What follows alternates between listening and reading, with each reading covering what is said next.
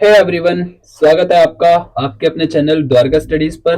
और आज हम पढ़ने जा रहे हैं अपनी क्लास 10th हिस्ट्री का चैप्टर 5, वो भी न्यू सपोर्ट मटेरियल से, जिसका नाम होगा मुद्रण संस्कृति और आधुनिक दुनिया। यहाँ पर हम स्टार्ट करेंगे अपने चैप्टर के इंट्रोडक्शन के साथ, यानी कि मुद्रण संस्कृति होता क्या है। तो बेसिकली मुद्रण का अर्थ होता है, मुद्रण का मतलब होता है छपाई, यानी कि भारत के अंदर या फिर पूरी धरती पर पूरे विश्व में छपाई किस प्रकार शुरू हुई और आधुनिक दुनिया में उसका उपयोग किस प्रकार किया जाता है। ठीक है, तो स्टार्ट करते हैं ऐसे।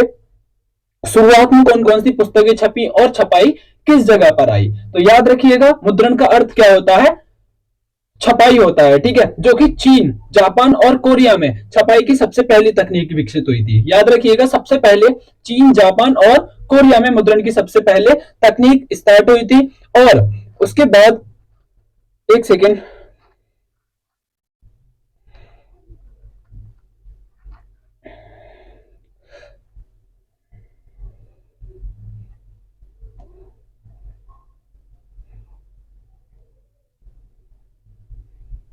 देखो स्टार्ट करते हैं।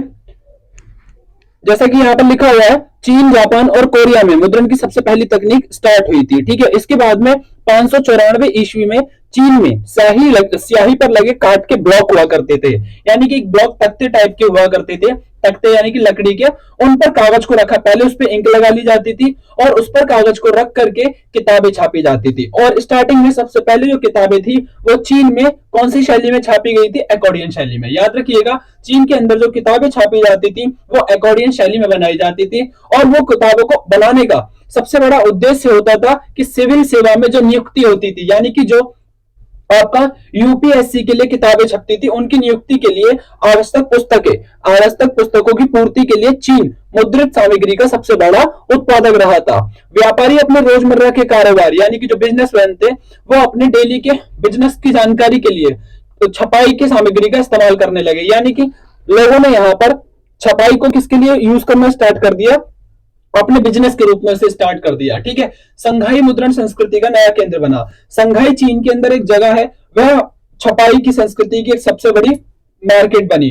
चीनी बौद्ध प्रचारक अपने साथ में 768 या फिर 770 ईस्वी में अपने साथ छपाई की तकनीक लेकर के जापान गए थे। अगेन चीनी जो थे, चीन के अंदर जो बौद्ध प्रचारक थे, जो बौद्ध को प्रचार करने वाले थे, वो अपने साथ में 768 से 770 के बीच में अपने साथ छपाई की तकनीक लेकर के कहा पहुंचे, जापान। और फिर जापान में सबसे पहली पुस्तक लिखी गई जिसका नाम रखा गया डायमंड सूत्र, जो कि 868 ईस्वी में छपी थी। अगेन जापान में सबसे पहली पुस्तक कौन सी थी, डायमंड सूत्र थी, जो कि 1868 में छापी गई थी। ठीक है, आगे बढ़ते हैं कि मुद्रण का यूरोप, यानी कि छपाई का यूरोप जाना, कि छपाई यूरोप किस प्रकार गई, सिल्क रूट के माध्यम से। आपको पता होगा, व्यापार का सबसे पुराना, सबसे पहला जो रास्ता हुआ करता था, जो मार्ग हुआ करता था, जिसे हम रेशम मार्ग के नाम से जानते थे, यानी कि सिल्क रूट के नाम से, क्योंकि उस जगह से चीन से, क्योंकि वो जो रेशम मार्ग था, सिल्क रूट था, वो चीन को पश्चिमी देशों से जोड़ता था।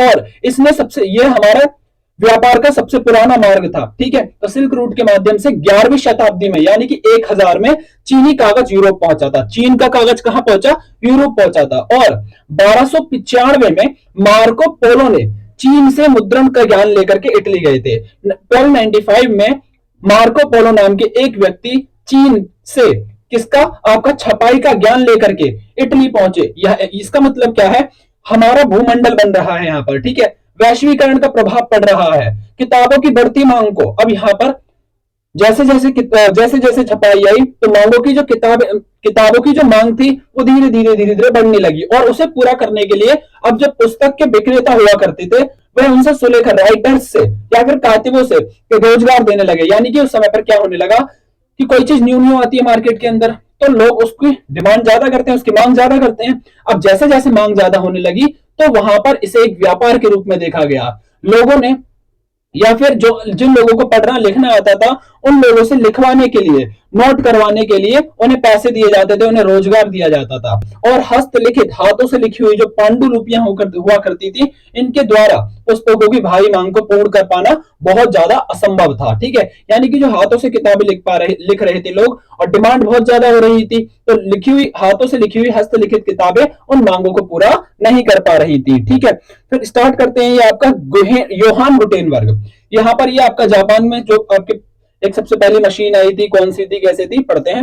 योहान गुटेनबर्ग के पिता व्यापारी थे, है ना, और वह खेती की एक बड़ी रियासत से पल बढ़ करके बहुत बड़े हुए थे, और वह बचपन से ही तेल और जैतून की पेरने की, मतलब तेल को निकालने की जो मशीनें होती हैं उसे देखता आया था।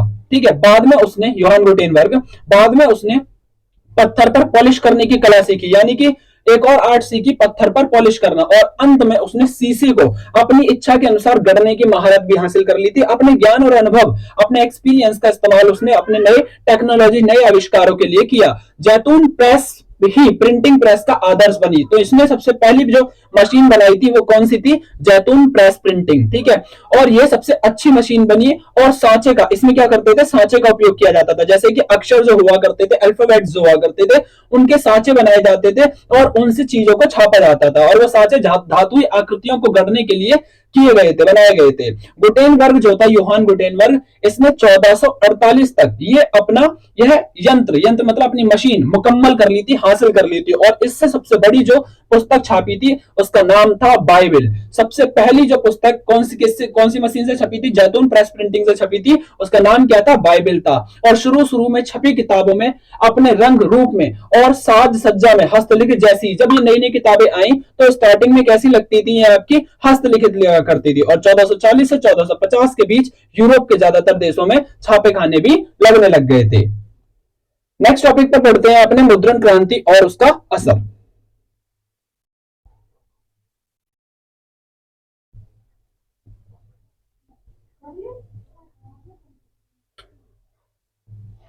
तो स्टार्ट करते हैं अपने नेक्स्ट टॉपिक, मुद्रण क्रांति और उसका असर। छापे खाने के आने से एक नया पाठक वर्ग पैदा हो गया, यानी कि देखो भाई, मुद्रण आया, अब मुद्रण के आने से नई नई किताबें बनी, और जब नई किताबें बनने लगी तो लोगों ने उन्हें पढ़ने में इंटरेस्ट देखा, इंटरेस्ट लगाया। और छापे खाने के आने से एक नया पाठक वर्ग पैदा हुआ, पढ़ने वाला वर्ग पैदा हुआ, क्योंकि लोगों ने पढ़ने में इंटरेस्ट लिया। छपाई में लगने वाली लागत और श्रम कम हो गया, छपाई से किताबों की कीमत गिर गई, है ना भाई। देखो, जितनी ज्यादा छपाई होने लगी, लोगों ने इसे अपना रोजगार, अपना बिजनेस बना दिया, तो जितनी ज्यादा मार्केट के अंदर किताबें आने लगी उसकी कीमत उतनी ज्यादा गिरने लगी। बाजार किताबों से पट गई, भर गई, और पाठक वर्ग बहुत ज्यादा धीरे धीरे बढ़ने लगा।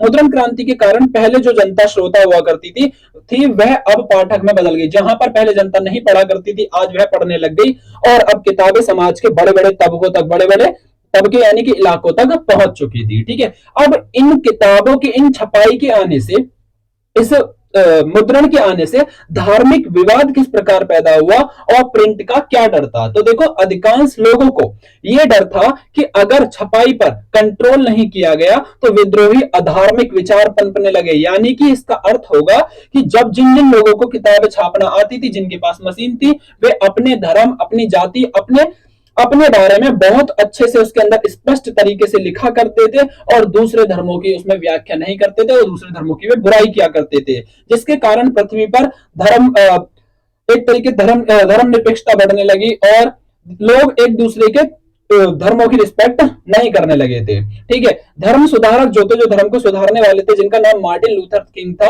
इन्होंने अपने लेखों के माध्यम से कैथोलिक चर्च की कुरीतियों का वर्णन करा, और न्यू टेस्टामेंट के लूथर के तजुर्बे यानी कि एक्सपीरियंस के कारण चर्च का विभाजन हो गया, चर्च दो पार्ट्स में टूट गया, और प्रोटेस्टेंट धर्म सुधार की शुरुआत की गई। धर्म विरोधियों को सुधारने हेतु रोमन चर्च ने इक्विजन आरंभ किए, और 1558 में रोमन चर्च ने प्रतिबंधित, मतलब जो रोकी हुई किताबों की सूची प्रकाशित की, यानी कि पब्लिश की थी। ठीक है, आगे पढ़ने का जुनून। अलग अलग संप्रदाय, अलग अलग धर्मों के चर्चों ने गांव में स्कूल खोले और किसान कारीगरों को पढ़ाया गया।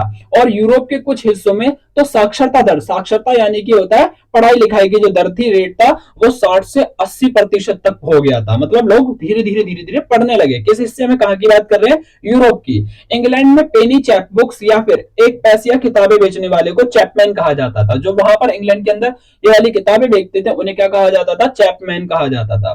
फ्रांस में बिब्लियोथिक ब्लू का चलन था, जो सस्ते कागज हुआ करते थे और उन पर इनको छापा जाता था, और नीली जिल्द से बंदी छोटी किताबें हुआ करती थी। फ्रांस में 1857 में सिर्फ बाल पुस्तक को छापने के लिए एक मुद्रणालय यानी कि लाइब्रेरी की स्थापना की गई। ठीक है, मुद्रणालय का मतलब क्या होता है? लाइब्रेरी। और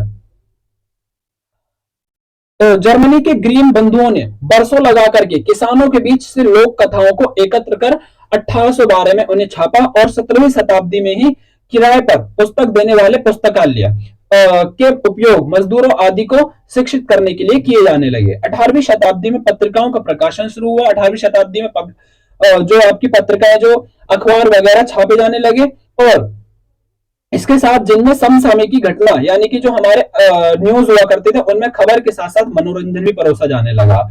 टॉमस पेन, वोल्टेयर या और जिया जॉक रूसो जैसे दार्शनिकों की किताबें भी भारी मात्रा में छपी और पढ़ी जाने लगी, जिससे विज्ञान, तर्क और विवेकवाद के उनके विचार लोकप्रिय साहित्य में जगह पाने लगे।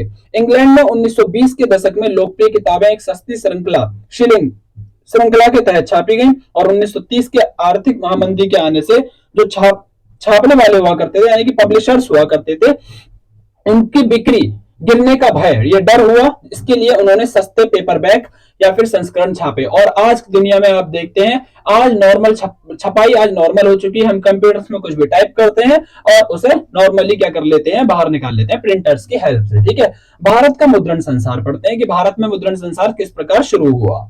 ठीक है, भारत में संस्कृति, अरबी, फारसी और अलग अलग क्षेत्रीय भाषाएं बोली जाती हैं, और हस्तलिखित पांडुलिपियों की पुरानी और समृद्ध परंपरा भी है।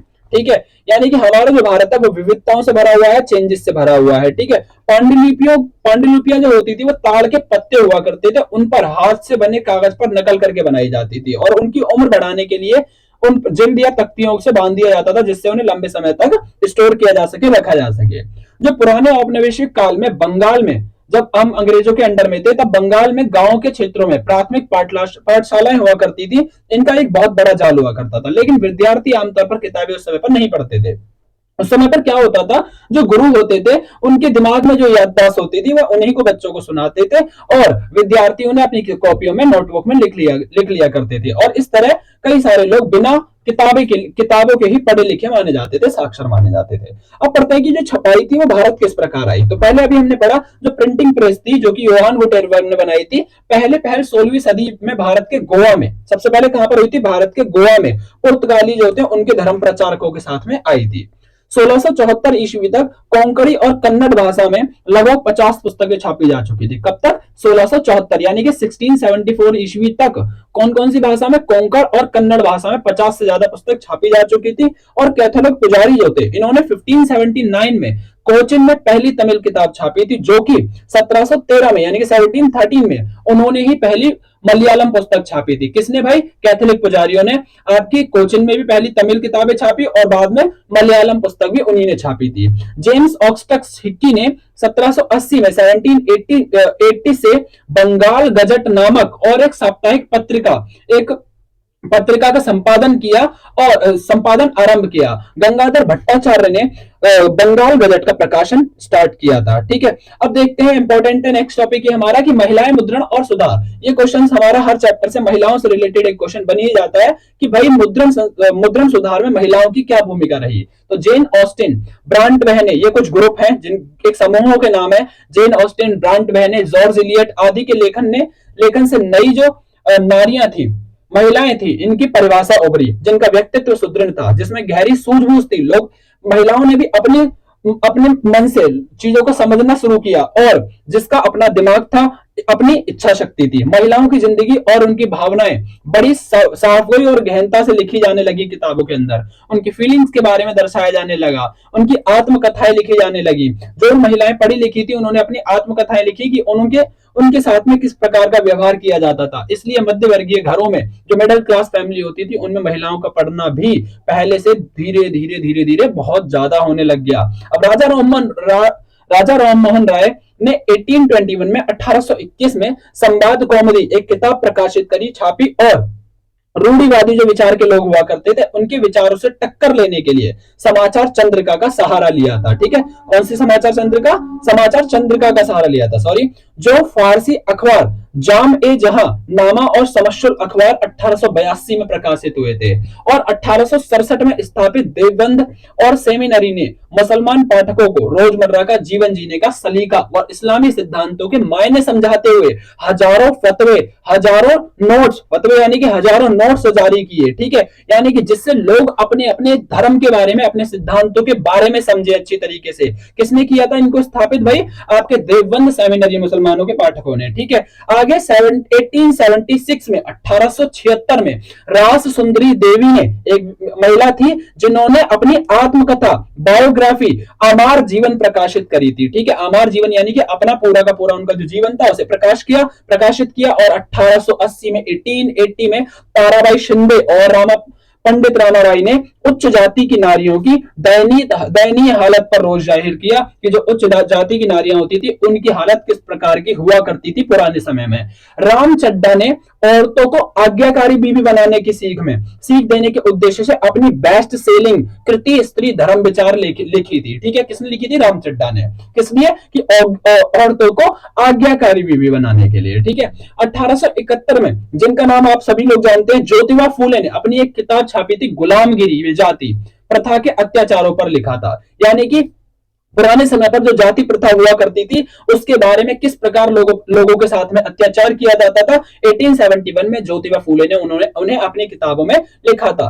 कानपुर के मिल मजदूर काशी बाबा ने, कानपुर में एक मिल में एक मजदूर थे जिनका नाम काशी बाबा था, उन्होंने 1938 में यानी कि 1938 में छोटे और बड़े सवाल लिखे और छाप करके जाति और वर्ग शोषण के बीच में रिश्ता समझाने की कोशिश करी। सवालों को लिखा और समझाया कि छोटी कास्ट और बड़ी कास्ट के बीच में किस प्रकार से लोग एक दूसरे के साथ में भेदभाव करते थे और किस प्रकार का उनके बीच में रिश्ता हुआ करता था।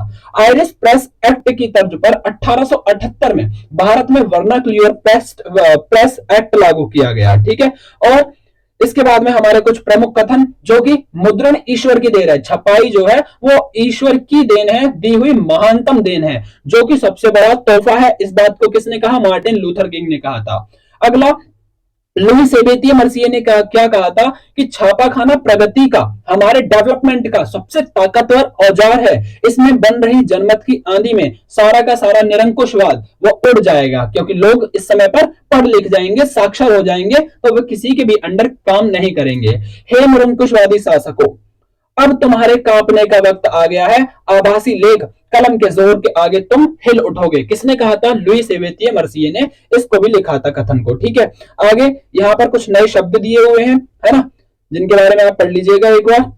और यहाँ पर हमारे चैप्टर खत्म होता है। इसके 1 और 2, 3, 4, 5 नंबर वाले क्वेश्चन आंसर्स यहाँ पर हम देख लेते हैं। ठीक है, इनको आप स्क्रीनशॉट लेकर के या फिर एक बार प्रैक्टिस जरूर कर लीजिएगा, क्योंकि जो हमारी क्लास 10th बोर्ड का एग्जाम बनता है वो सपोर्ट मटेरियल से कई सारे क्वेश्चन आंसर्स आते हैं। और एक बार आप मेरे को कमेंट करके बता दीजिए कि मैं इसके पीछे सैंपल पेपर्स की एक बार वीडियो बना दूंगा, आपको समझा दूंगा, क्योंकि कई बार जो एग्जाम होते हैं हमारे सेम सैंपल पेपर से भी छपते हुए आ जाते हैं। ठीक है, तो फटाफट मेरे को कमेंट करके बताओ कि मुझे इसकी वीडियो बनानी है या फिर नहीं बनानी है। ठीक है, और अगर भाई देखो ये 4 नंबर वाले क्वेश्चन दिए हुए हैं हमारे, यहाँ पर हमारा चैप्टर खत्म होता है। ठीक है, और अगर वीडियो अच्छी लगी हो तो प्लीज लाइक, शेयर, सब्सक्राइब कर दीजिएगा।